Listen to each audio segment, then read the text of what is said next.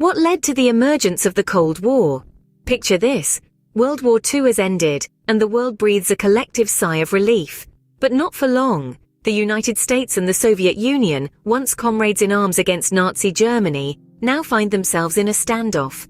Their ideological differences, capitalism, championed by the US versus communism, represented by the USSR, begin to ignite a tense atmosphere.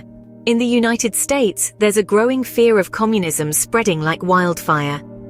To combat this, the Truman Doctrine is introduced in 1947, followed by the Marshall Plan in 1948.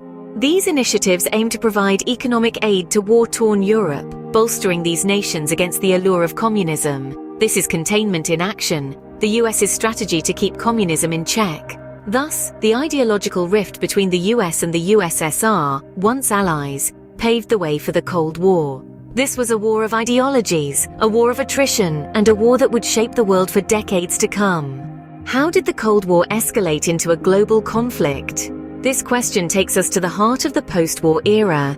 As the United States and the Soviet Union became increasingly entrenched in their ideological differences, events like the Berlin Airlift and the establishment of NATO highlighted the growing divide in Europe.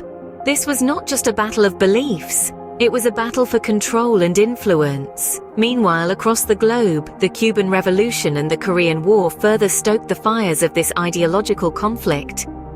Each event was a chess move in this grand game of power. But no event came as close to pushing the world to the brink of nuclear war as the Cuban Missile Crisis of 1962. A 13-day standoff over Soviet ballistic missiles in Cuba, it was a critical moment that brought the world's superpowers to the brink. These confrontations led to an arms race, escalating tensions to a new height. What was the global impact of the Cold War? That's a question with a myriad of answers. Let's consider the space race, an intense competition between the US and the USSR, where the entire world watched as humanity ventured into the cosmos, fostering technological advancements and scientific exploration. Then there was the doctrine of mutually assured destruction, or MAD. This chilling policy held that if either superpower launched a nuclear attack, the other would respond in kind, guaranteeing total annihilation. It created an atmosphere of fear and uncertainty that permeated the globe. Finally, proxy wars became a grim hallmark of the era. The superpowers avoided direct conflict, instead supporting opposing sides in other countries. The Vietnam War and the Soviet-Afghan War are stark examples of this, where local conflicts were amplified into devastating wars, causing widespread suffering and upheaval, and shaping the geopolitical landscape. The Cold War's global impact was profound, affecting nations far beyond the US and the USSR. How did tensions ease and then resurface during the Cold War? The 1970s marked a period of détente, a French term meaning easing of strained relations between the two superpowers. This era was defined by negotiations and treaties aiming to limit the proliferation of nuclear weapons. However, this relatively peaceful period was short-lived. The Soviet Union's invasion of Afghanistan in 1979, seen as an aggressive expansion of communism, strained relations once again. Moving into the 1980s, the United States under President Ronald Reagan took a more assertive stance. Reagan, a staunch anti-communist, increased military spending, ramped up the arms race, and famously demanded, "Mr. Gorbachev, tear down this wall." Despite the fluctuations in tensions, one thing remained constant: the ideological divide between communism and capitalism. This divide continued to fuel the hostilities and competition between the United States and the Soviet Union.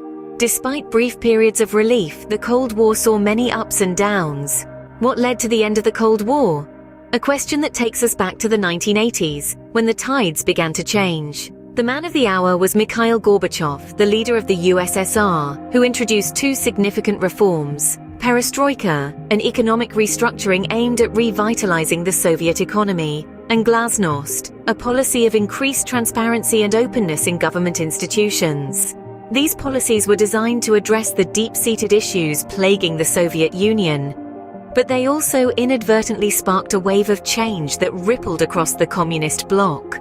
One of the most potent symbols of this change was the fall of the Berlin Wall in 1989. This momentous event signified not just the end of a physical barrier, but also marked the collapse of communist regimes across Eastern Europe. The final blow came in 1991 with the dissolution of the Soviet Union itself, signaling the definitive end of the Cold War.